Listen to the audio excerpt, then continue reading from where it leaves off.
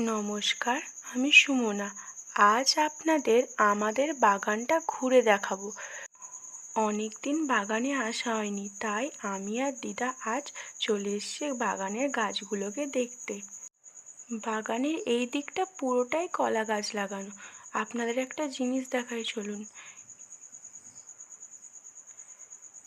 এখানে দেখুন, এই কলা গাছটায় কত বড় একটা কলার কাঁদি পড়েছে। খুব বড় কলার কাঁদিটা। কলা গাছগুলোর পিছনে একটা পুকুর আছে, ওই পুকুরে মাছও ছাড়া আছে অনেক। কলা গাছগুলোর পাশে একটা গন্ধরাজ লেবুর গাছ আছে, ওটা আমার দিদাই বসিয়েছিল। প্রথম প্রথম ওই গাছটা থেকে অনেকই ফল পেয়েছি আমরা, তবে এখন আর হয় না। কলা গাছগুলোর পাশেই লেবু গাছটা, তাই লেবু গাছের উপর কলা গাছের শুকনো পাতাগুলো এসে পড়ে, তাই দিদা একটু পরিষ্কার করে দিচ্ছে। আর এই ঘাস ফুলগুলো দেখুন কি সুন্দর দেখতে।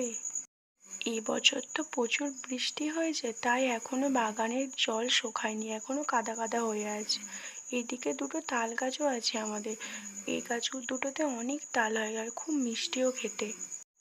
এই ভিডিওতে আমাদের পুরো বাগানটা ঘুরে দেখাতে পারলাম না, তবে পরবর্তী ভিডিওতে আরও অনেক গাছ দেখাবো। ভালো থাকবেন, সুস্থ থাকবেন।